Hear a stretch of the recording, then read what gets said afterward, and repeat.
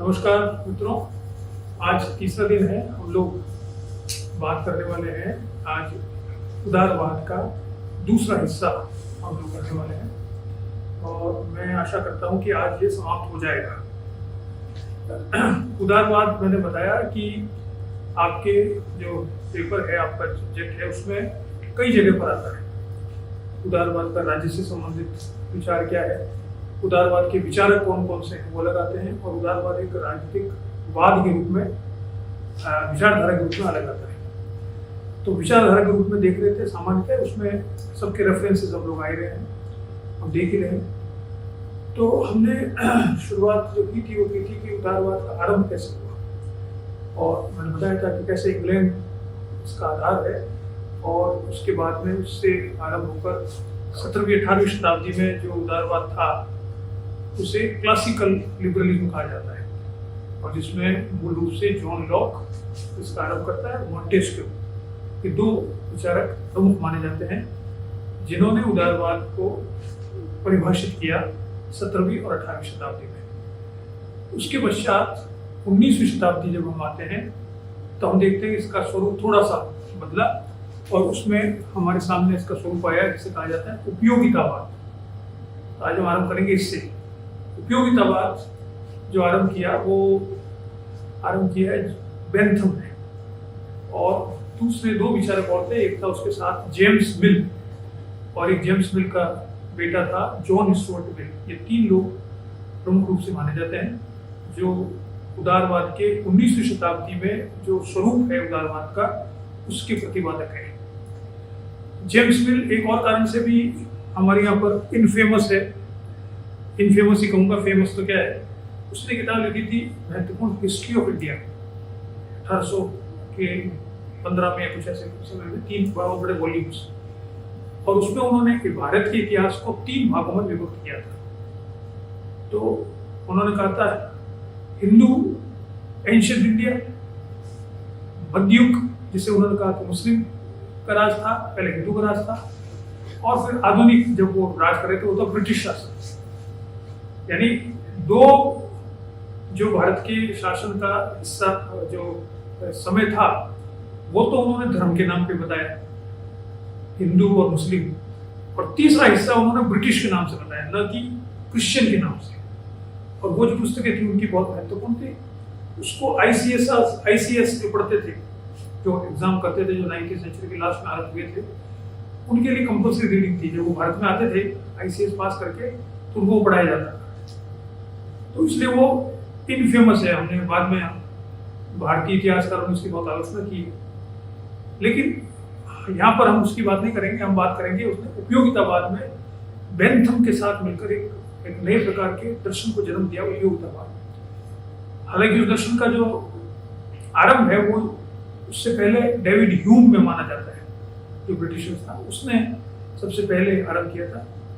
थोड़ा से हिंट दिया था कि उपयोगितावाद क्या होता है, उसको बहुत अच्छे स्वरूप में जेरेमी बेंथम ने आगे बढ़ाया।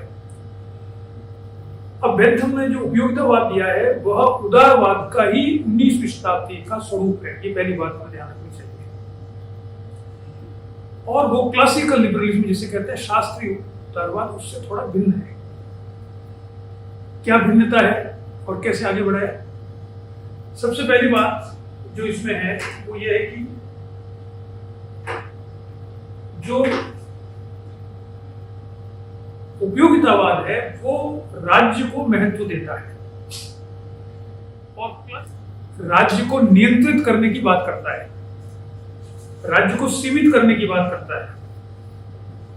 और उपयोगितावाद जो है, यूटिलिटेरियनिज्म, वो राज्य को महत्व देता है, और उसी का आगे जो स्वरूप सामने आया उपयोगितावाद का वो आधार था जिसे कहा जाता है वेलफेयर स्टेट, लोक कल्याणकारी राज्य।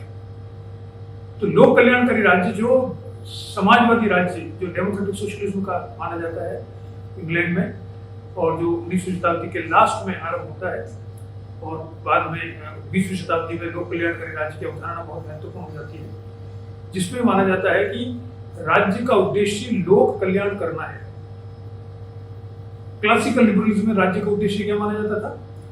राज्य का उद्देश्य है केवल ये कि वह व्यक्तियों के अधिकारों की रक्षा करे और वह मिनिमम इंटरफेरेंस करे, न्यूनतम हस्तक्षेप करे व्यक्तियों के कार्यों में और बाजार में। और उपयोगितावाद कह रहा है कि न्यूनतम नहीं करना है, लोगों का कल्याण करना है। यानी इसका दूसरा अर्थ क्या हुआ, आप देखिए इसी से निकलता है जो सवाल निकलते हैं, जो समझ डेवलप होती हुई है कि एक अर्थ में अगर वो क्या है कि क्लासिकल लिबरलिज्म नकारात्मक है राज्य के प्रति और उपयोगितावाद सकारात्मक है राज्य के प्रति। यानी क्लासिकल लिबरलिज्म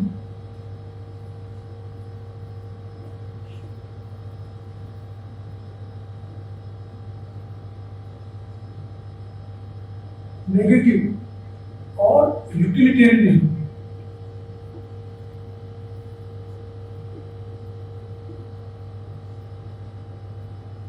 पॉजिटिव, इसके प्रति स्टेट।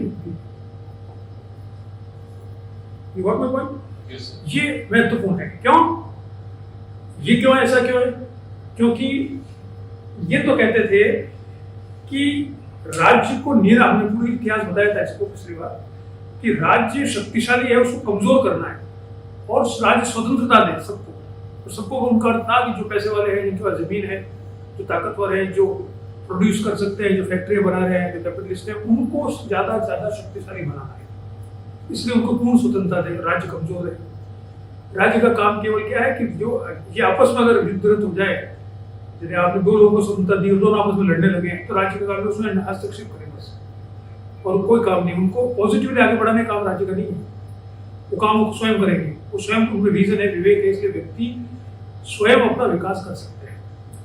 उपयोगितावादी में जो बेंथम है उसने जो सिद्धांत दिया वो दिया है कि राज्य जब अस्तित्व में है ही, यानी हमको रखना ही है, क्योंकि ऐसा नहीं रखता। आप ये ध्यान रखें कि लोग उदारवाद कभी भी राज्य विहीन समाज की कल्पना नहीं कर रहा है। ये नेगेटिव है, लेकिन ये राज्य स्टेटलेस सोसाइटी इसकी कल्पना नहीं करते हैं। स्टेटलेस सोसाइटी कौन कहता है? अनार्किस्ट कहते हैं, मार्क्सिस्ट कहते हैं, अनार्किस्ट अराजकतावादी कहते हैं कि राज्य नहीं होना चाहिए, क्योंकि राज्य शक्ति का केंद्रीकरण है और शक्ति हमेशा नकारात्मक होती है और उसका सबसे बड़ा स्वरूप जो है वो राज्य है। इसलिए राज्य को समाप्त कर देना चाहिए, अराजकतावादी जो होते हैं। और मार्क्सिस्ट कहते हैं कि अल्टीमेटली जो समाज बनेगा, जो आदर्श राज्य समाज होगा, वो राज्य विहीन होना चाहिए, क्योंकि राज्य का प्रकृति यह है कि शोषण करे, उसकी प्रकृति है, उसको चेंज नहीं कर सकते। तो शोषण रहित समाज की अगर हम कल्पना करें तो राज्य विहीन होना चाहिए।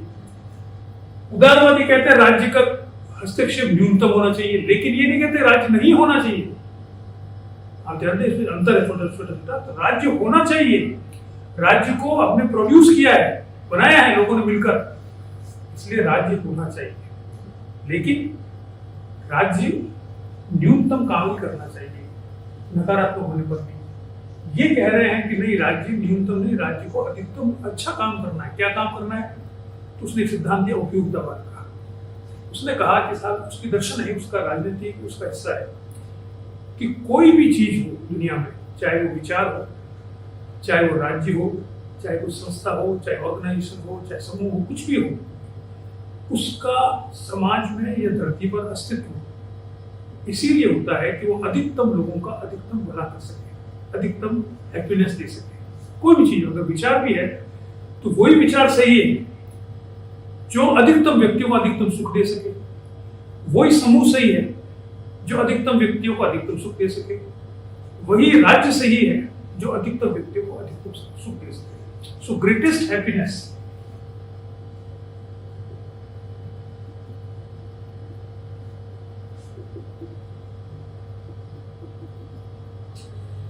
to the greatest number of people.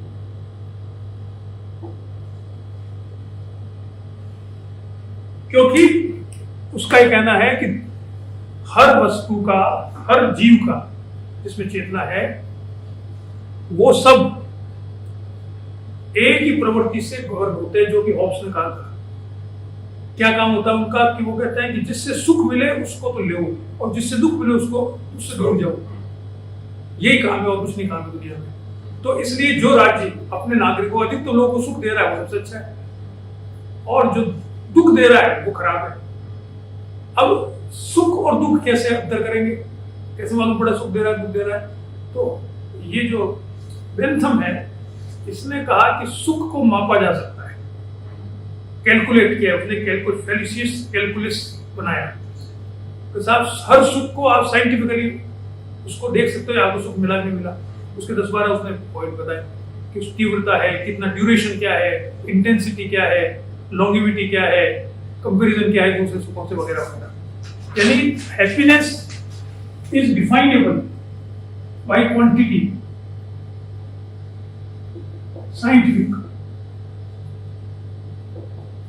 वैज्ञानिक तरीके से प्रसन्नता या सुख को परिभाषित किया जा सकता है। उसका फॉर्मूला भी दे दिया उसने। उसके आधार पर राज्य की हर गतिविधि, राज्य के हर नियम को जांचा जा सकता है। ये सुख दे रहा है, दुख दे रहा है, कितने परसेंट सुख दे रहा है और कलेक्टिवली कितने लोगों को दे रहा है। ये पॉसिबल है क्वांटिटी से। और क्वालिटी यानी इसका अर्थ वो ये मानता है कि सुखों में क्वालिटेटिव अंतर नहीं होता। यानी आप खाना खाते हो और सिनेमा देखते हो, अखबार पढ़ते हो, गप्पे लगाते हो, कोई दर्शन का काम करते हो, कोई भगवान की पूजा करते हो, सबको अलग अलग तरह से सुख मिलता है, अलग अलग सुख होते हैं सब। बच्चों को खिलाते हो आप, छोटे बच्चों का खेल खेलते हो, पुष्प जो उसने कहा कि पुष्प नहीं है, बच्चों का खेल और स्पिरिचुअलिटी, कविता, उसमें पोएम में कोई अंतर नहीं है। ये सब सुख एक जैसे होते हैं, इन सबको क्वांटिटेटिव मापा जा सकता है और राज्य का काम है अधिकतर सुख देना। ये इसलिए इस प्रश्न के आधार पर जो लिबरल, जो विग पार्टी थी, जो मैंने बताया था कल आपको, उन्होंने बहुत से एक्ट पास किए पार्लियामेंट में और उन एक्ट के माध्यम से जनता का जीवन ज्यादा सुखी बनाया। फैक्ट्रीज में जो काम करते थे, जैसे मैंने बताया ना, उनकी सैलरीज फिक्स करी, उनकी छुट्टियां फिक्स करी फैक्ट्रीज की, उनका ओवर टाइम का कॉन्सेप्ट आया, उनको इंक्रीमेंट का कॉन्सेप्ट आया, रिटायरमेंट पर उनको पैसा मिलना चाहिए, ग्रेचुइटी मिलनी चाहिए। ये सब किसने बनाया? ये सब वेलफेयर स्टेट या उससे पहले ये जो है बेंथम, इसकी देन, इसके प्रभाव से लिबरल विग पार्टी जो थी, लिबरल पार्टी, उसने ये संशोधन किया एक्ट में 1842 तक बहुत से संशोधन है ब्रिटेन में। जो 19वीं शताब्दी में सारा परिवर्तन हुआ, फैक्ट्रीज के नियम बने सारे, नौकरी करने के, प्रोड्यूस करने के, प्रोडक्शन कहाँ पर होगा, फैक्ट्री कितनी लगनी चाहिए, कहाँ लगनी चाहिए वगैरह, ये इनके द्वारा किया गया। ठीक है, अब इसने जो बेंथम है, इसने जब ये सिद्धांत दिया तो इसमें एक महत्वपूर्ण, चूंकि राज्य को महत्व दे रहा था, इसलिए ये इंडिविजुअल को महत्व कम देने लगा।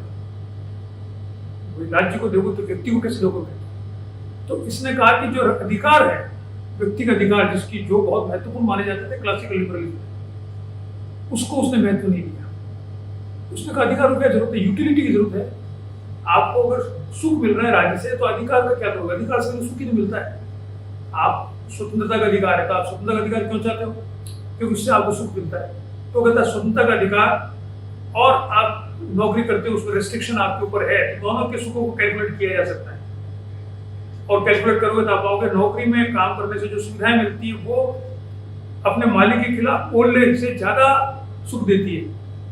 इसलिए हमको ये करना चाहिए कि हम नौकरी में अपने मालिक को गाली न दें।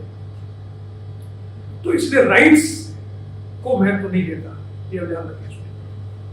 उदारवादी होते हुए भी ये अधिकारों को महत्व नहीं देता है और महत्व नहीं देने को इस तरफ ले जाता है, इतना ले जाता है कि वह कहता है कि there is no natural rights. उपयोगितावाद, नो नेचुरल राइट्स।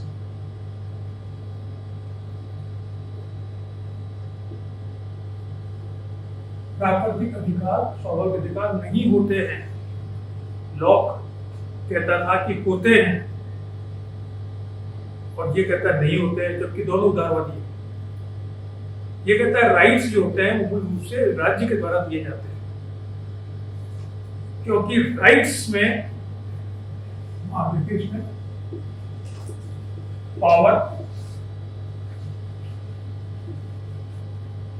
और एक सेंस में ड्यूटी, अगर आप इन तीनों की बात करें तो बाद में बात करेंगे।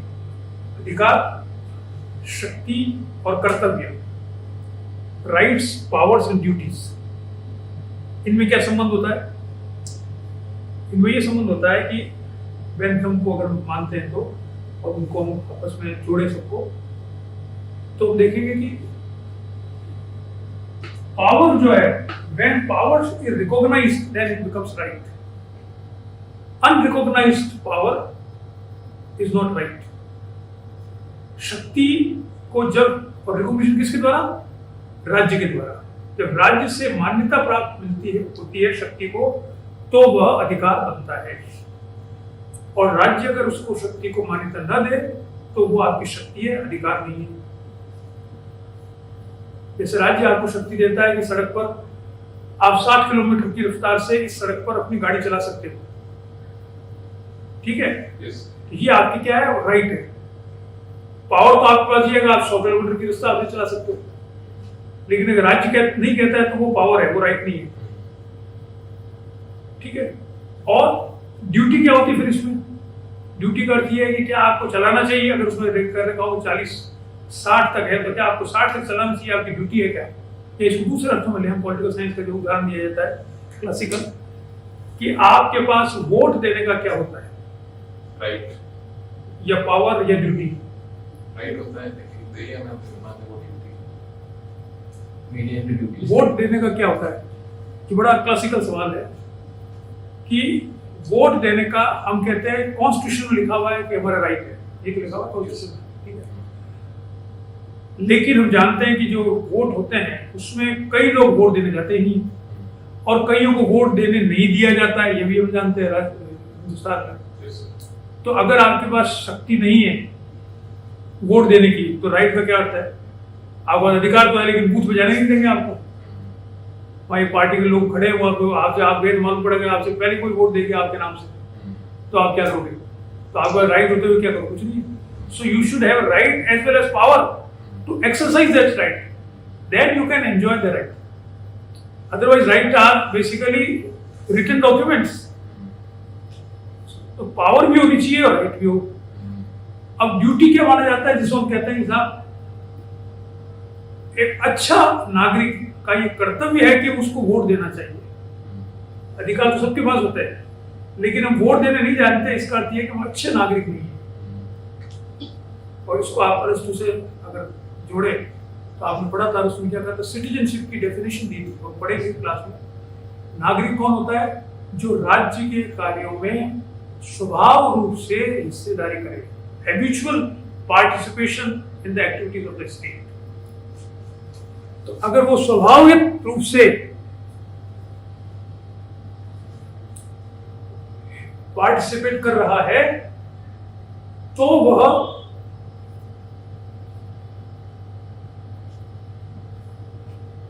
नागरिक है। उसे आज हम कहते हैं वह अच्छा नागरिक है। हमारे नागरिक में अच्छे नागरिक में अंतर करते हैं। नागरिक तो वो है जिसके पास अधिकार है, जो नागरिक नहीं उसके पास तो अधिकार ही नहीं है। तो अधिकार है, और अच्छे नागरिक का कर्तव्य है कि वो वोट दें। तो बेंथम क्या कह रहे हैं यहाँ पर उपयोगितावादी? वो ये कह रहे हैं कि राइट्स वही होते हैं जिन पावर्स को गवर्नमेंट रिकॉग्नाइज करे, स्टेट रिकॉग्नाइज करे। अगर स्टेट रिकॉग्नाइज नहीं करते तो इसलिए कोई नेचुरल राइट नहीं होते। Rights are powers given by the state. You can have power without the state also, but they become rights only when the powers are given by the state. जब शक्तियां राज्य के द्वारा दी जाती है तब वो अधिकार होता है। आपके पास अधिक शक्तियां हो सकती है बिना राज्य के भी, लेकिन वो अधिकार नहीं होंगे। जो हॉब्स के स्थिति में है कि वहां सबके पास पावर है, राइट किसी का ही नहीं, कोई क्यों किसी ने अधिकार दिए नहीं है, तो जिसकी जान चल रही वो चला रहा। तो वो कह रहा है ये, तो इसलिए बेंथम कहता है कि राइट्स नहीं होते। तो बेंथम का क्या मतलब हुआ? तो ये उपयोगितावाद हुआ। क्या मतलब हुआ इसका? इसने उदारवाद को आगे कैसे बढ़ाया? इसने उदारवाद को आगे ऐसे बढ़ाया कि इसने ये, अगर इसको दूसरी तरह से देखें अपन, तो हम कह सकते हैं अल्टीमेटली स्टेट राज्य का काम क्या है, लोग सबके लिए हितकर कार्य करना। यही लॉ का कॉन्सेप्ट था। लोगों ने ये कहा था राज्य का उद्देश्य ये है, राज्य आएगा, राज्य का उद्देश्य ये है कि वह सबके लिए काम करे, ये तो उद्देश्य है राज्य का। अब लॉ ने तो कहा कि वो न्यूनतम हस्तक्षेप करे, अपना करे, ये कह रहा है न्यूनतम नहीं करे, ज्यादा करे, लेकिन जनता के लिए करे। और डिसाइड कैसे होगी जनता के लिए, भैया अधिकतम लोग जिसको चाहते हैं उसको कर दो। ये प्रजातंत्र के सिद्धांत से भी मेल खाता है, रूल ऑफ मेजोरिटी। तो इसलिए इसने ये कुछ बातें लॉ की नहीं मानने पर भी माना जाता है कि उपयुक्तवाद, इसने उदारवाद को आगे बढ़ाया। तो उदारवाद का जो मूल एसेंस है, प्रश्न है, वो है व्यक्ति का एमेंसिपेशन कैसे हो, व्यक्ति सबसे ज्यादा सुखी कैसे हो। तो व्यक्ति सबसे ज्यादा सुखी तब होगा जब राज्य उसके लिए कल्याणकारी कार्य करेगा। व्यक्ति खुद तो कर ही रहा है, तो राज्य हेल्प कर रहा है, तो उसको हेल्प करने में थोड़ा सा परिवर्तन उसने राज्य की जो सिद्धांत उसको कर दिया है, लेकिन उसको कर वो हेल्प रहा है। ठीक है, क्लियर। तो जिससे उपयुक्तवाद। अब इसमें ये हुआ कि दूसरा विचारक है जेम्स मिल, तो जो था वो तो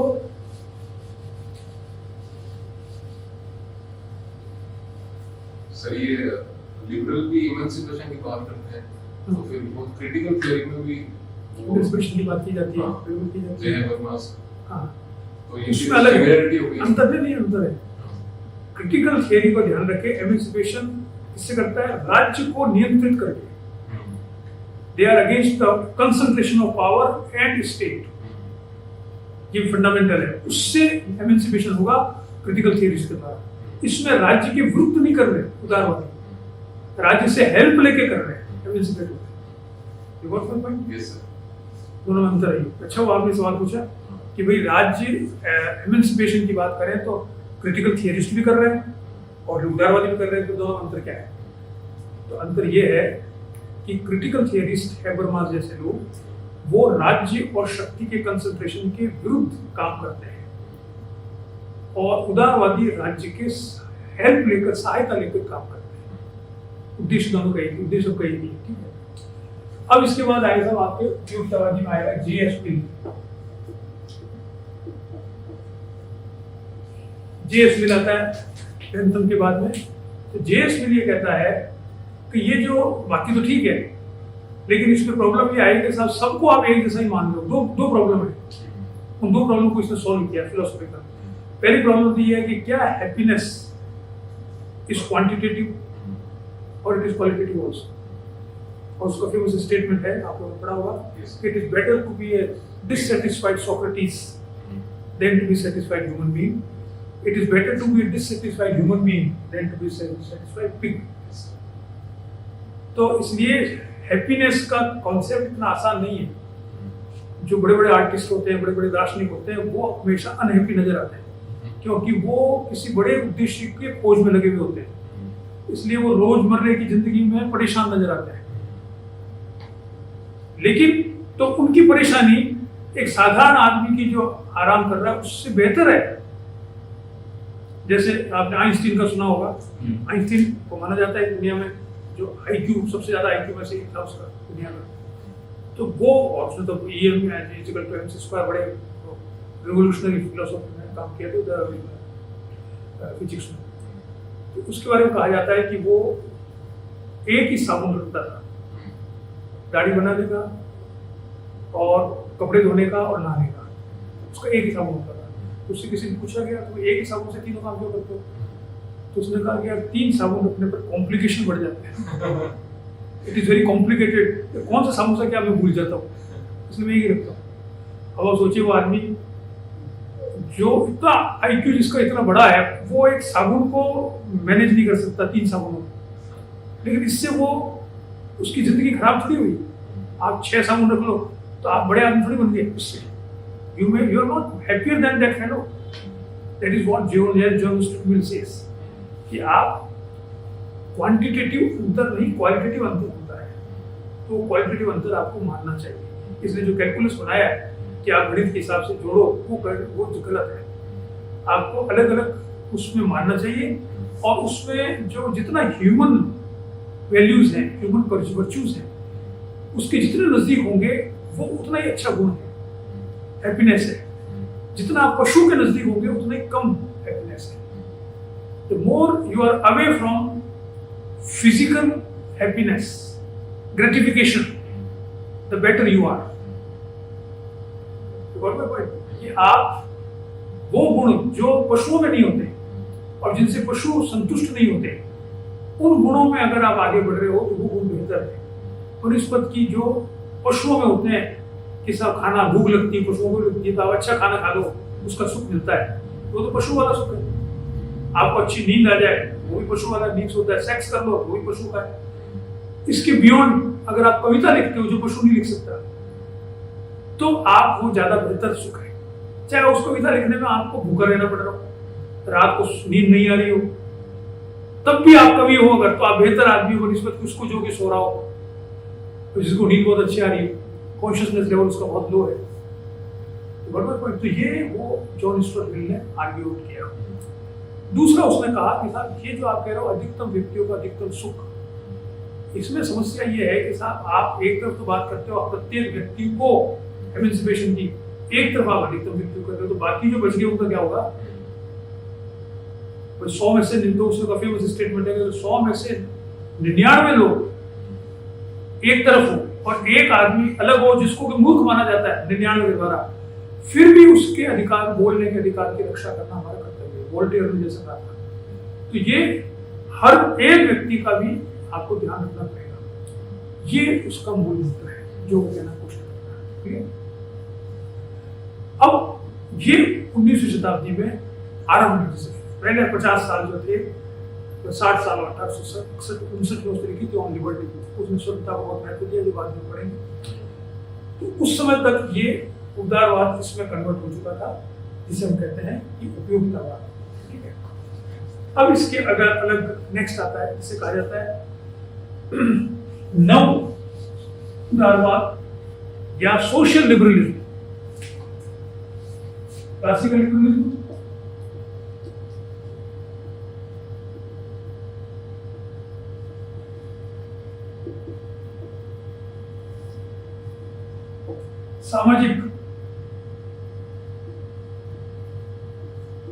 सामाजिक उदारवाद। ठीक है, अब सामाजिक उदारवाद कब से आता है? इसका आरंभ माना जाता है, अगर हम माने तो वो है T.H. ग्रीन, एक विचारक है ब्रिटेन का, T.H. ग्रीन।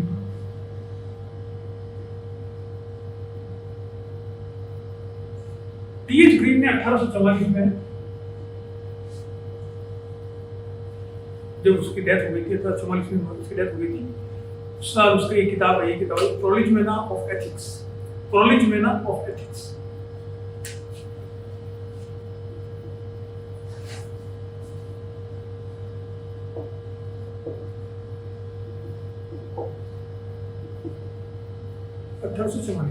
ठीक है सर, इसमें वो उसने एक नई सिद्धांत दिया। तब तक उसने कहा भाई अब तक क्या है, ये लोग सिर्फ व्यक्ति की बात कर रहे हैं, उसके विकास की बात कर रहे हैं, लेकिन क्या व्यक्ति और स्वतंत्रता की बात भी कर रहे हैं, लेकिन क्या व्यक्ति का जो व्यक्तित्व है, पर्सनालिटी है, वो उस पर उसके साथ के लोगों का, कल्चर का, सोसाइटी का इम्पैक्ट नहीं पड़ता है क्या पड़ता है? मतलब the constitution of A personality is also affected by the surroundings। ऐसा नहीं है कि इंडिविजुअल कोई, जिसे कह सकते हैं अनएनकम्बर्ड सेल्फ, के बाद में ये टर्म बहुत काम में आएगा आपको, अनएनकम्बर्ड सेल्फ, यानी विच इज नॉट एनकम्बर्ड, यानी जो ऐसा सेल्फ जो किसी और से जुड़ा हुआ ही नहीं है। क्या यह संभव है? तो उसने कहा यह संभव नहीं है। व्यक्ति समाज का हिस्सा होता है, व्यक्ति अलग होता है, लेकिन वो समाज में ना, व्यक्ति का क्या अर्थ है, जैसे उसका अधिकार है। अब आप कहते हो व्यक्ति स्वतंत्र होना चाहिए, व्यक्ति के पास अधिकार होना चाहिए, चलो ठीक है। आप किसी को जंगल में छोड़ दो, अकेला हो, उसके अधिकार क्या मतलब? किसको दिखाएगा अधिकार? क्यों? अधिकारों की बात की जाती है जब लोग हो उसके बीच में कहेंगे सर मैं ये पेन उठा सकता हूँ, मैं चश्मा उठा सकता हूँ। कब कहूंगा जब 4 लोग बैठे हो, यार आप भी उठाओगे, मेरा चश्मा मैं लूंगा, इट इज माई राइट। और कोई हो ही नहीं कमरे में तो मैं उठाऊं या नहीं उठाऊं, क्या फर्क पड़ रहा है? क्यों? तो इसलिए अधिकार या कोई भी पावर, स्वतंत्रता, ये सब व्यक्तियों के बीच में तो होती है। इसलिए उसने कहा कि ऐसी स्वतंत्रता दी जानी चाहिए, ऐसे अधिकार होने चाहिए व्यक्ति के पास जो किसी दूसरे का नुकसान तो नहीं करे। भाई मैं कहूँ मेरे पास ये बड़ा है साहब, ये मेरे पास बोतल रखी हुई है, अभी बोतल मेरी है, मेरा कमरा है, मेरा घर है, मेरे पास बोतल रखी हुई है। अच्छा भाई ठीक है, बोतल ले लो। अब मैं बोतल में आपको मारूंगा, मैं स्वतंत्र रूप से मेरे कमरे में बैठो, अरे यार ये क्या कर रहा है, तुम्हारे का तो फिर हमारा क्या होगा? तो ये दिस इज नॉट, ये स्वतंत्रता नहीं है आपकी। इस स्वतंत्रता में बड़ी बहस हुई, में भी बहस हुई है लिबर्टी में। किसी ने पूछा मिल से, साहब एक बात बताइए, एक आदमी जा रहा है, वो आत्महत्या करना चाहता है, तो उसको राइट है क्या?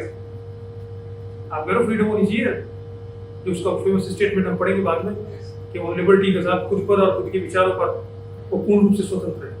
तो एक आदमी आप खड़े हो देख रहे हो और पुल पे जा रहा है, वो खड़ा होकर छलांग मार रहा है समुद्र में, तो आप उसको रोकना चाहिए नहीं रोकना चाहिए? अगर उसको रोकना स्वतंत्रता में बाधा है क्या, बाधा पैदा कर रहे हो क्या? तो उसने क्या आंसर दिया? वो आंसर बड़ा इंपॉर्टेंट है कि मैं जब स्वतंत्रता की बात कर रहा हूं तो मैं उस व्यक्ति की बात कर रहा हूं जो रेशनल है, विवेकी है। जो विवेक होना चाहिए, तभी जिस व्यक्ति की हम बात कर रहे हैं वो व्यक्ति वो है जो विवेकी है। अगर विवेकी नहीं है तो जानवर है वो, जो इमोशंस में चल रहा है वो तो जानवर है, विवेकी का है। तो ये जो आत्महत्या कर रहे हैं तो जानवर है, तो इमोशंस में कर रहा है, विवेक से करता है कि कोई आत्महत्या। आपको ईश्वर ने जीवन दिया है, इतने अच्छे जीवन को आप सिर्फ छोटी मोटी कहीं आप हार गए, पराजित हो गए, तो आप अपने आप को आत्महत्या कर रहे हो। इसका मतलब आप इमोशन से कर रहे हो, विवेक से तो कोई करता नहीं आत्महत्या। क्यों? तो विवेक से जब नहीं करता है तो ये आदमी, उसको रोको, इसको आत्महत्या मत करने दो, ये आपकी ड्यूटी है, क्योंकि आप तो विवेकी हो, वो नहीं है। ये उत्तर दिया उसने, बड़ा सुंदर उत्तर है कि भाई मैं जिस आदमी की बात कर रहा हूँ विवेकी होना चाहिए। अब टीएच ग्रीन क्या कह रहा है? टीएच ग्रीन कह रहा है कि साहब ये तो ठीक है स्वतंत्र हो व्यक्ति, लेकिन उस स्वतंत्रता का उपयोग क्या करेगा? वो गलत उपयोग करे तो इसलिए स्वतंत्रता को जब दी जाती है तो उसका क्वालिफिकेशन होनी चाहिए। Everybody is not free, unqualified, then it is स्वतंत्रता। It is not liberty, it is libertarian. You are उच्छृंखल, जिसे हिंदी में कहते हैं। उच्छृंखलता थोड़ी आप बर्दाश्त दी जानी चाहिए समाज में। आप बोलता मैं हूँ, मैं बिना कपड़े पहने सड़क पे निकलूंगा, मेरे कपड़े हैं, मेरे शरीर है, आप क्या मतलब? Can you allow it? If you allow it then society कैसे चलेगी? तो आप अगर नहीं कपड़े पहन के निकलोगे, आप ऐसे कैसे निकलोगे सड़क पे? पागल हो या तो आप मेंटली आप डिस्टेबल हो, या आप अपराधी हो, पता नहीं क्या है, तो you should be put to jail. ठीक है, तो वो कह रहा है इससे स्वतंत्रता का उपयोग ऐसा हो जो सकारात्मक हो। तो उसने कॉन्सेप्ट दिया जिसे कहा जाता है पॉजिटिव लिबर्टी। बिल ने कहा था जो लिबर्टी है नेगेटिव, मतलब रेस्ट्रिक्शंस विहीन, मेरे पे कोई बंधन नहीं हो, ऐसा वो स्वतंत्रता है। ये कहता बंधन हटाने से नहीं होगा, जो आपके पास पावर है उसका उपयोग क्या करोगे ये बताओ, तब स्वतंत्र हो गया। So he is a generator of positive liberty. अब ये कहा जाता है कि इस पर ये जर्मन आइडियलिज्म का प्रभाव था, हीगल का प्रभाव था, जो भी सोसाइटी की बात करता है वगैरह, वो अलग है, किसका प्रभाव था। ठीक है, तो ये जर्मन आइडियलिज्म और इंग्लिश एम्पिरिसिज्म, इन दोनों को जोड़ दिया उसने, ऐसा कहते हैं। तो ये कह रहा है पॉजिटिव लिबर्टी होनी चाहिए, सकारात्मक होनी चाहिए। पहली बात, सकारात्मक का मतलब क्या है? आपके पास लिबर्टी तो होनी चाहिए, वो है लिबरलिज्म का आधार, लेकिन सकारात्मक है इसलिए क्या है? सामाजिक, सोशल, सोसाइटी को मैं सकारात्मक का मतलब क्या है कि आपकी स्वतंत्रता से समाज को खतरा उत्पन्न नहीं होना चाहिए। Your liberty should not disturb peace of society. What my point? This is what he say T H green says. अब ये इसके साथ साथ बाद में और भी लोग आए जिन्होंने इसको समर्थन किया, जैसे दो लोग हैं, एक तो एलटी हॉबहाउस, एक है हॉबसन। ये दो विचारक है 19वीं शताब्दी के अंत में ये थे, उसने लिबरलिज्म की किताब लिखी होगी, बताऊंगा मैं किताब कौन सी, तो वो महत्वपूर्ण थे जिन्होंने इसी सोशल लिबरलिज्म को आगे बढ़ाया। और यही सोशल लिबरलिज्म बाद में सोशलिज्म जिसे कहा जाता है डेमोक्रेटिक सोशलिज्म में कन्वर्ट हो जाता है करीब करीब, या फेबियनिज्म जिसे कहा जाता है।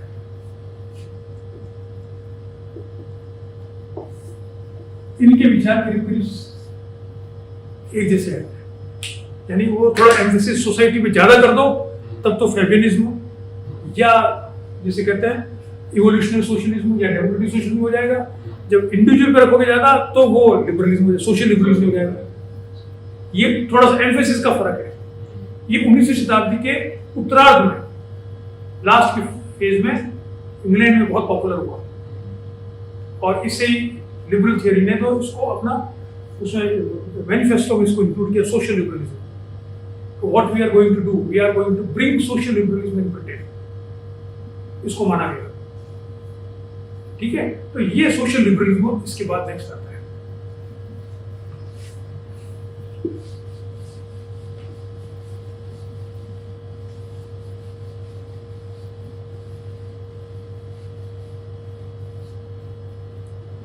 इसके बाद में आता है जिसे कहा जाता है मॉडर्न लिबरलिज्म।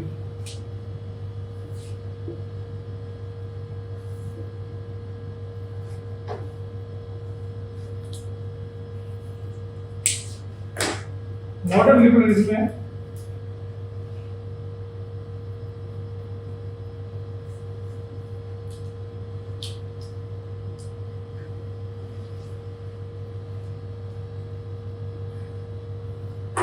इसमें ये जो अभी मैंने बताया आपको सोशल लिबरलिज्म, इसमें एक नाम और ऐड कर लो जिसे कहता है हैरोल्ड लास्की। वो बीच में रहता है, वो कभी तो सोशलिस्ट हो जाता है, कभी लिबरल हो जाता है, तो कभी मतलब उसके चेंज, लेकिन उसको इसमें इंक्लूड करता है because he was primarily liberal man. तो लिबरलिज्म भी है और ये भी है। अब जो मॉडर्न लिबरलिज्म शुरू होता है सेकेंड वर्ल्ड वॉर के बाद में, उसमें पहला फेज जो है, या पहला यही की फेज है उसका, वो है रिवाइवल ऑफ क्लासिकल लिबरलिज्म। इसमें आता है what is the phase, phase is revival of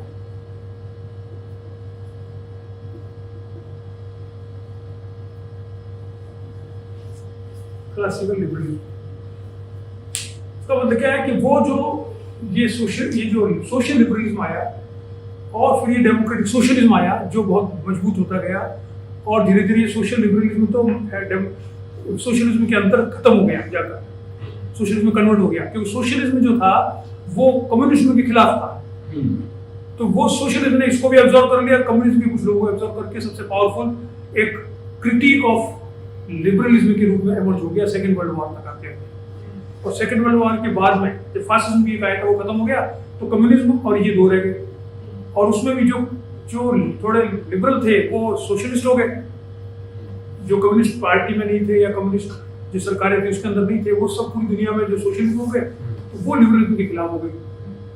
तो इसका काउंटर करने के लिए वापस से क्लासिकल लिबरलिज्म का रिवाइवल हुआ, यानी वापस से व्यक्ति को महत्व दिया जाने लगा, और ओरिजिनल जो आइडिया था लिबरलिज्म का, उदारवाद का, उसको रिवाइव किया। उसको रिवाइव करने वाले कौन थे? एक थे हेयक, फ्रेडरिक हेयक, एक थे फ्रीडमैन,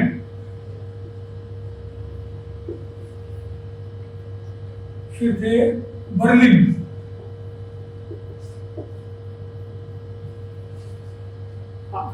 आईसी बर्लिन, फ्रेडरिक हेयक, ये ऑस्ट्रियन था, बर्लिन इंग्लिश था, और फ्रीडमैन अमेरिकन था। ये इकोनॉमिस्ट थे बेसिकली। फ्रेडरिक हेयक भी इकोनॉमिस्ट है, लेकिन ये पॉलिटिकल फिलोसफी मान जाते हैं। ठीक है, ये किताबों ना बताता हूँ अभी आपको। ये लोग हैं जो 60s में, ये 50s के लास्ट में, 1950 लास्ट में, और 60s में ये एमर्ज हुए। इन्होंने क्या कहा, जैसा बैक टू क्लासिकल लिबरलिज्म, जिसका क्या अर्थ है? इसका अर्थ ये less is fair. Less is fair का क्या अर्थ होता है? लेस इज फ्रेंच वर्ड है, वो तो मतलब बता रहे हैं, उसको कहते हैं लेट इट बी। वर्ड का मतलब है let it be, less a fair मतलब है जैसा है वैसा चलने दो, मतलब ये है कि इंटरफेयर ना करो, वो मतलब बता देते हैं, ठीक है। तो लेस फेयर का मतलब लेट इट बी, यानी मार्केट जैसा है उसको चलने दो, डिस्टर्ब मत करो उसको, जैसा एडम स्मिथ ने कहा था। तो एडम स्मिथ को रिवाइव कर रहे हैं, व्यक्ति को रिवाइव कर रहे हैं, इंडिविजुअल को रिवाइव कर रहे हैं, एडम स्मिथ को रिवाइव कर रहे हैं, लेस फेयर को रिवाइव कर रहे हैं, नॉन इंटरफेरेंस बाय स्टेट को रिवाइव कर रहे हैं। इसमें इसकी किताब थी कॉन्स्टिट्यूशन ऑफ लिबर्टी, इसकी फ्रेडरिक हेयर की, बहुत पॉपुलर था 70s में, 60s में। इसका बड़ा अच्छा किस्सा है कि मार्गरेट थेचर आप जानते हो, Yes, sir. इंग्लैंड की प्रधानमंत्री थी Yes. 1979 से Yes. या 1970 से 71 से 79 तक, शायद 70 के दशक की। तो वो अपने उसकी नेता थी, अपने वो जो नेता चुनी गई अपने कंजर्वेटिव पार्टी की, उनकी मीटिंग थी हो रही थी। तो उस मीटिंग में उसको चुना गया तो भाई अब ये लीडर होगी, पहले कोई और था जो भी। उसको जब चुना गया तो भाषण देना होता उनको कि भाई आप बताएं कि आप पार्टी को आगे कैसे ले जाएंगे।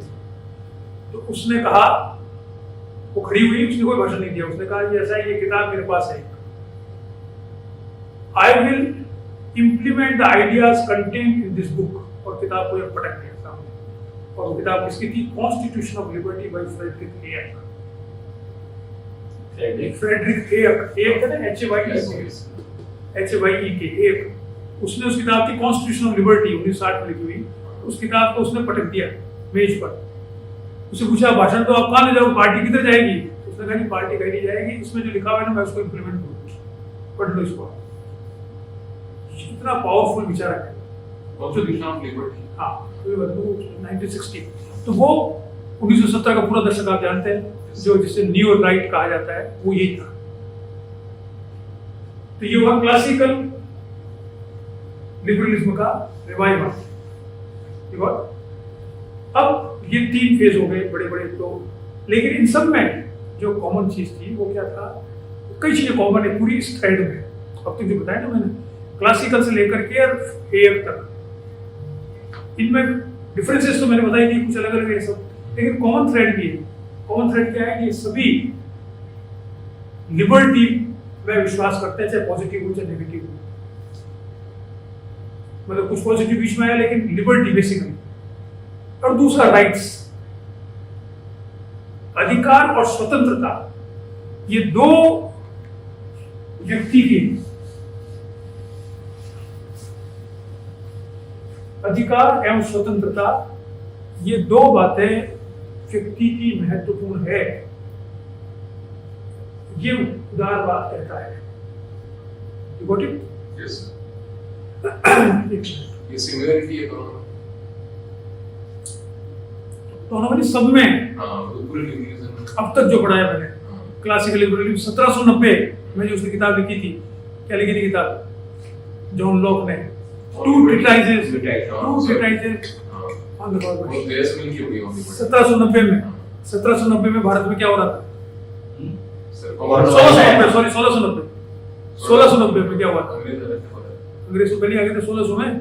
1690 में अंग्रेजों में जॉब चॉर्निक ने कलकत्ता की स्थापना की। जॉब चॉर्निक ने वहां पे बनाया था इसने। और 1690 में बॉम्बे में इंग्लैंड ईस्ट इंडिया कंपनी ने उसको लिया था अपने हाथ में, बॉम्बे को।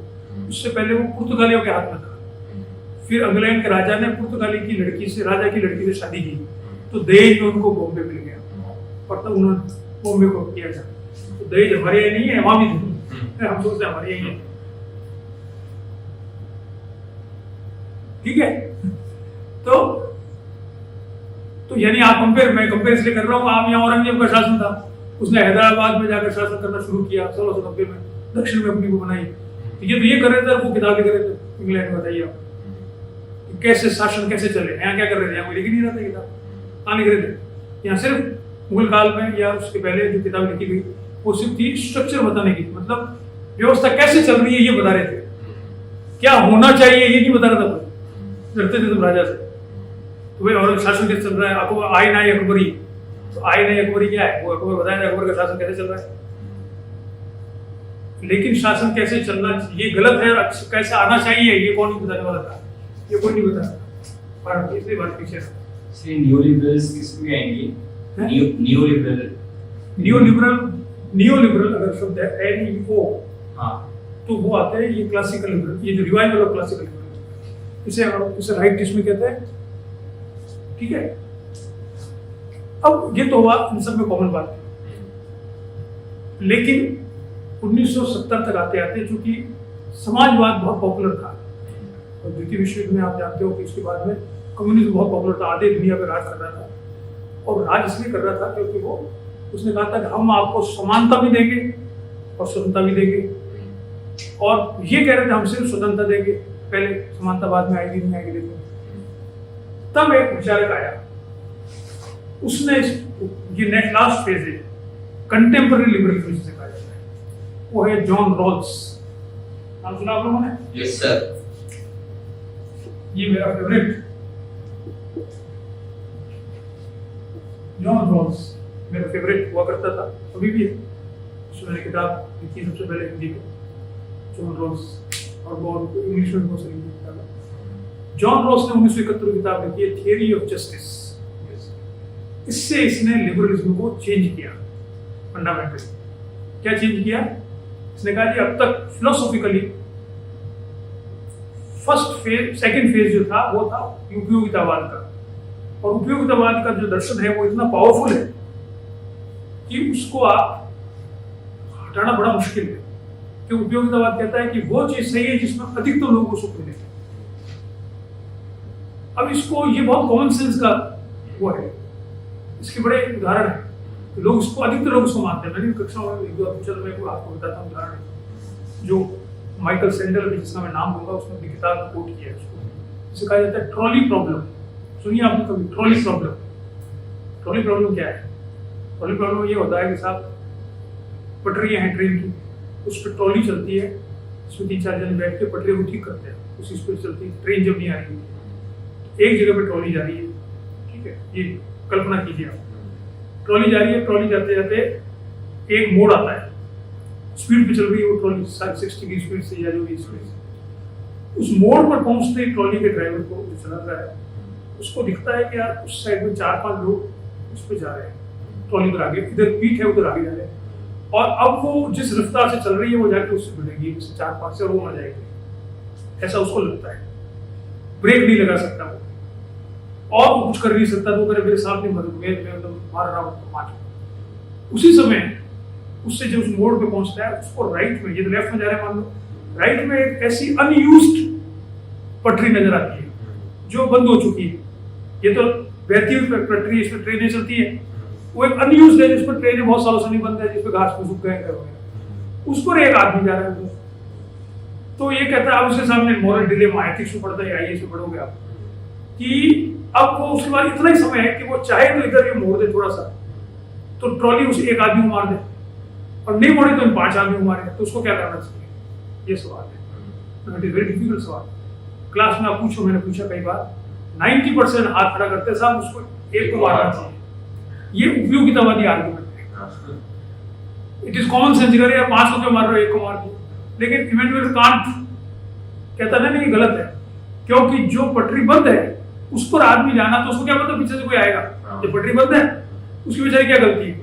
ये जो 5 लोग जा रहे थे, इनको पता होना चाहिए कि पटरी चालू है, पटरी भी क्यों चल रहे थे।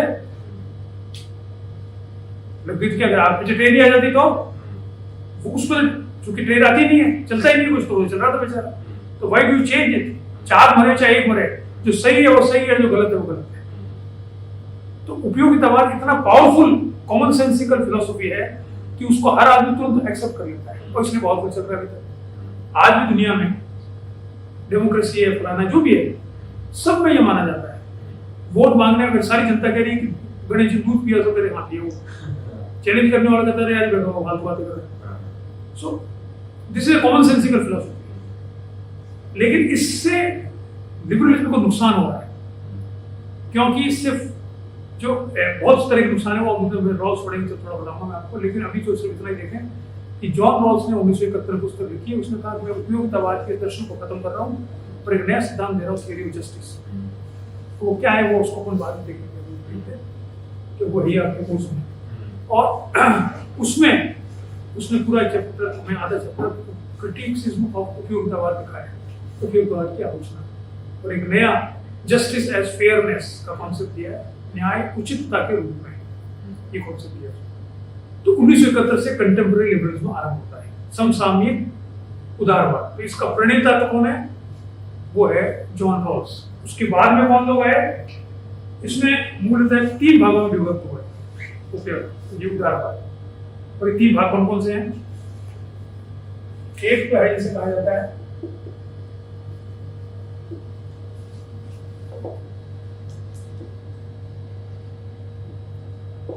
लिबरल इक्वलिटेरियनिज्म, उदार समतावाद।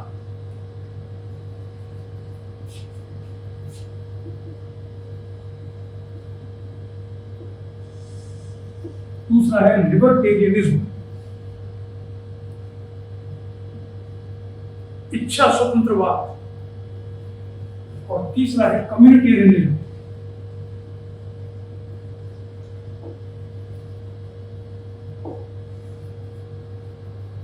समुदायवाद। अब ये तीनों जो वाद है, ठीक है, इसमें ये उदारवाद के 3 हिस्से हो गए प्रमुख रूप से। कंटेम्परेरी लिबरलिज्म, हाँ, रॉल्स से शुरू होता है, जॉन रॉल्स 1971 से। तो एक तो हो गया उदार समतावाद, दूसरा हो गया इच्छा स्वतंत्रतावाद, और तीसरा हो गया समुदायवाद। अब ये दोनों भी जो है ये अपने आप को इतने बड़े बन गए थे, ये कहता हम उदारवाद नहीं, हमारा अलग थॉट है, that is different thing. But generally हम मानते हैं इसी की बात है।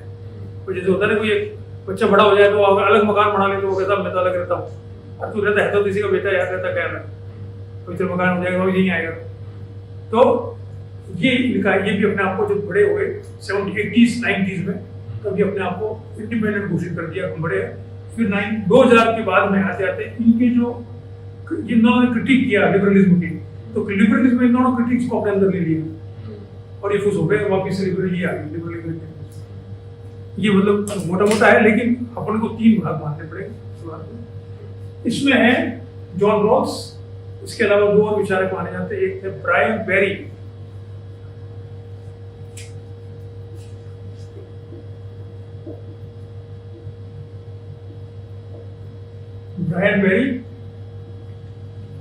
और एक है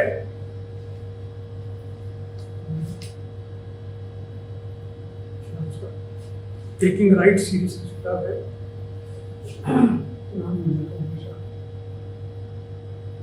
रोनाल्ड डवर्किन।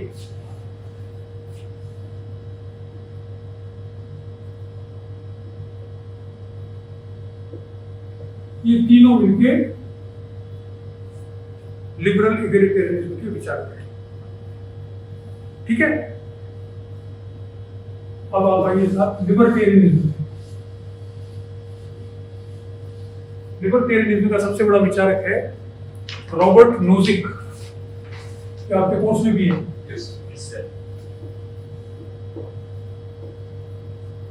ये और जॉन रॉल्स दोनों हार्वर्ड के पॉलिटिकल साइंस विभाग के प्रोफेसर थे। उसने 1971 में किताब लिखी, इसने 1974 में किताब लिखी उसके खिलाफ। तो दोनों दोस्त थे, तो पढ़ाते थे प्रोफेसर थे, विचारों में एक दूसरे के खिलाफ थे, बट दे आर फ्रेंड्स। ये रॉबर्ट नोजिक है। दूसरा है फ्रेडरिक हेयर, ठीक है। ये 2 लोग और भी होंगे, लेकिन 2 महत्वपूर्ण हैं। फिर आता है कम्युनिटेरियनिज्म। कम्युनिटेरियनिज्म में आते हैं 4 लोग के नाम, माइकल सैंडल, ये भी वही हार्वर्ड यूनिवर्सिटी का प्रोफेसर है फिलोसॉफी का, और ये जस्टिस का कोर्स लेता है, जो इतना पॉपुलर हुआ था कि 50,000 स्टूडेंट इसको सुनते थे। जस्टिस में इसकी किताब है, जस्टिस में बहुत सारी, ये बड़ी सी किताब है, व्हाट मनी कांट बाय। ये एथिक्स का बड़ा प्रोफेसर है कि पैसे से क्या नहीं खरीदा जा सकता और पैसे से क्या खरीदा जा सकता है, बड़ी अच्छी किताब। एक है जस्टिस के ऊपर ही, इसमें बड़ी अच्छी किताब है। उसने कहा मेरिट इज ए मिथ। ये आजकल मेरिट में होना चाहिए, मेरिट क्या होता है? मेरिट कुछ होता ही नहीं। ये बड़ा सोशल, बड़ा क्रांतिकारी विचारक है। ये है माइकल सैंडल, ठीक है। दूसरा है चार्ल्स टेलर,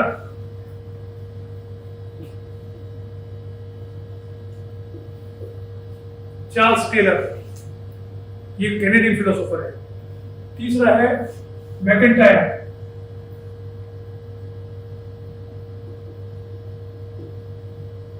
अलिस्टेयर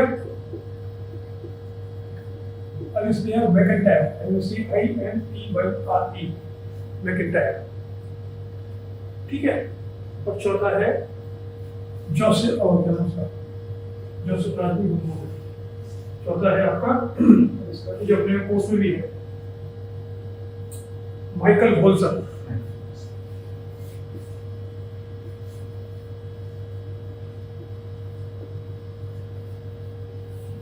ठीक है, ये 4 लोग हैं जो कम्युनिटेरियंस हैं। तो ये आपके मूल रूप से विचारक है। मैं डिटेल में नहीं जाऊंगा, उसकी जरूरत भी नहीं आपको। अब मैं पहले अपन को कुछ करें, उससे पहले एक काम और करना चाहता हूँ, वो है इनकी किताबों के नाम लिखना।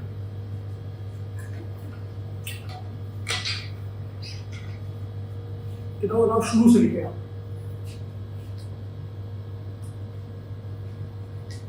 अभी एक नई किताब का नाम आएगा, थॉमस हॉब्स का लेवियाथन, तो आपको बताइए।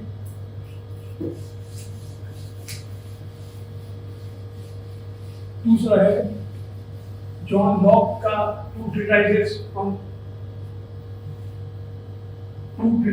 ऑफ गवर्नमेंट, और दूसरी है John lock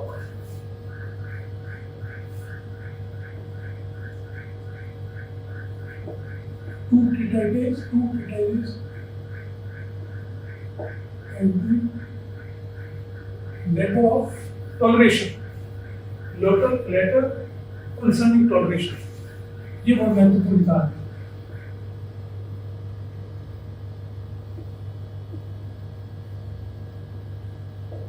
toleration 1989,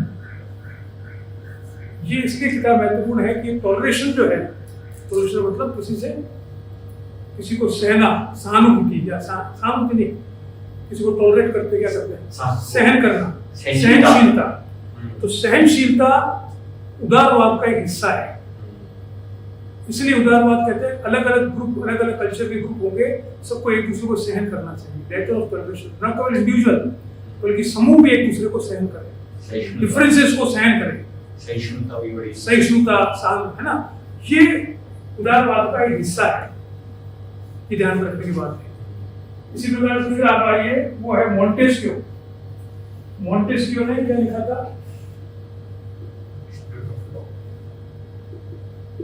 the spirit of law,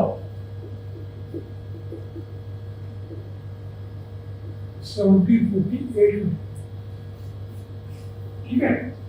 फिर आया रूसो,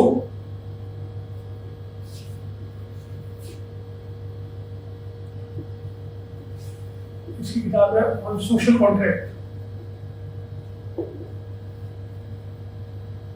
वो है 1762 है शायद, हाँ 1762। फिर है Adam Smith,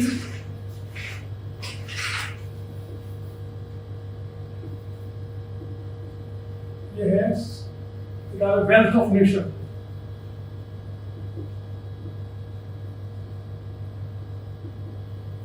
wealth of Nations के अंतर्गत है 1776।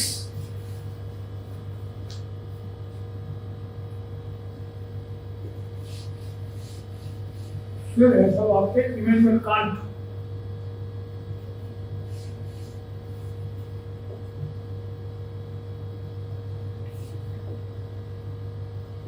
इसकी किताब है क्रिटिक ऑफ प्योर रीजन, सबसे महत्वपूर्ण किताब है।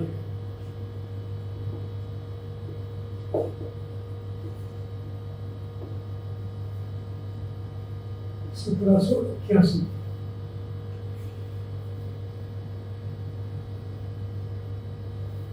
ठीक है, उसके बाद आता है थॉमस पेन।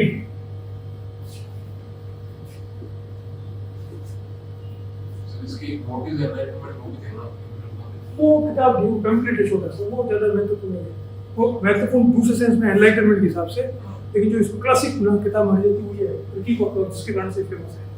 फिर उसने परपेचुअल पीस भी लिखा है, पीस के बारे में, वो सारी किताब बहुत बढ़िया है इसकी।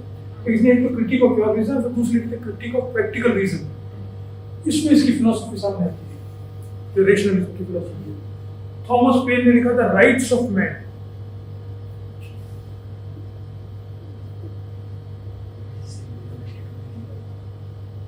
The Rights of Man, 1791। फिर बेंथम की है यूटिलिटेरियनिज्म। तो यूटिलिटेरियनिज्म नहीं, उसकी किताब दूसरी है, तो वो मेरे पास है नहीं, ध्यान नहीं मेरे को, मैं बता दूंगा आपको, वो लेते ना। फिर है जॉन स्टुअर्ट मिल, J.H. मिल, इसकी बहुत सारी किताबें हैं, लेकिन ऑन लिबर्टी किताब है इसकी 1800 की है, कौन सी? हाँ, वो 1868। फिर Herbert Spencer,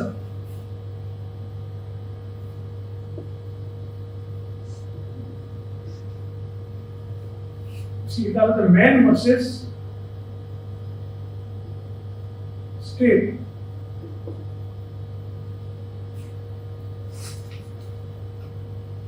man versus the state 1884। ये जो हर्बर्ट स्पेंसर है, इसका नाम मैंने नहीं लिया था, ये जब इंडिविजुअलिज्म की बात चलती है तो ये भी बहुत बड़ा फिलोसोफर था लिबरलिज्म का, और ये जो इवोल्यूशनरी थियरी है उसमें बिलीव करता है, और उसे मानता है कि इंडिविजुअल जो सर्वाइव करेगा वही सही है, ग्रुप की कोई जरूरत नहीं है, न सहयोग होता है। समाज जो सोशल लिबरलिज्म की बात करते थे उसके खिलाफ जो हॉबाउस बात करता है, ये सर्वाइवल ऑफ द फिटेस्ट की करता है। हाँ, ये सर्वाइवल ऑफ द फिटेस्ट की बात करता है। फिर हॉबाउस आ गया, वो फिर आ गया थॉमस पिलग्रिम, मैंने बता दिया 1882। Thomas Pilgrim prolegomena of ethics 1882 है, वो 1884 बताया, 1882 है, उसकी डेथ हुई थी जब उस साल आया। Then Hobhouse, LT. Hobhouse,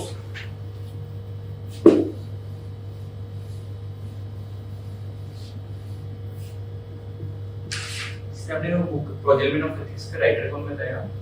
Thomas green, C.H. Green. ठीक है सर, 1844 बताया। हाँ, 1844। और फिर ये है एल.टी. हॉबहाउस, इसने लिखी लिबरलिज्म 1911 में। इसके बाद आता है आपका फ्रेडरिक हेयर,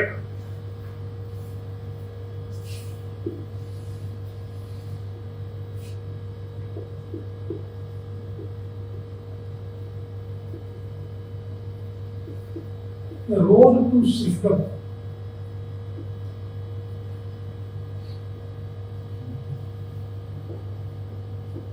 ये जो है रोड टू सर्फडम 1944 की, ये बेसिकली जो कीन्स की जो ग्रेट डिप्रेशन हुआ था 1929 में अमेरिका में, जिसमें सारा इकोनॉमी बर्बाद हो रही थी, क्योंकि वो खुली इकोनॉमी थी।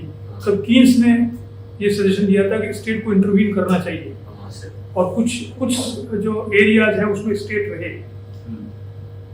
तो वो स्टेट ने इंटरवीन किया।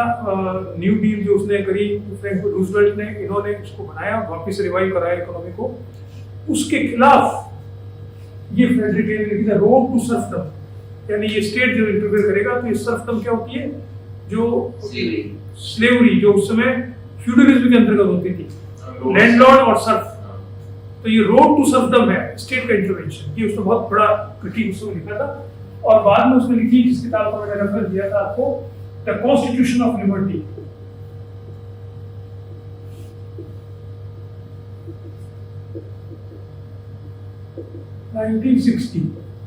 ठीक है, द कॉन्स्टिट्यूशन ऑफ लिबर्टी। इसके बाद आते हैं आपके आईसी बर्लिन। बर्लिन ने टू कॉन्सेप्ट्स ऑफ लिबर्टी,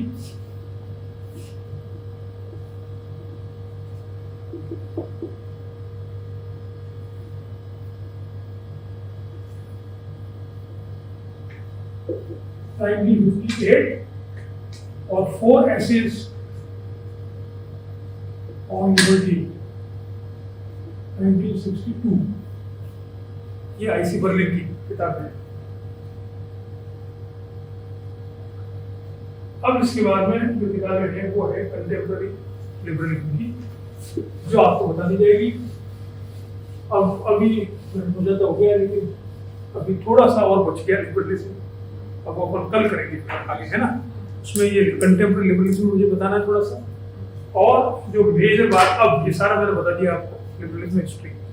अब उसकी विशेषताएं क्या है मूल रूप से, और उसका आलोचना क्या है, वो हम लोग कल करेंगे। आज इतने देखते हैं, चलिए नमस्कार।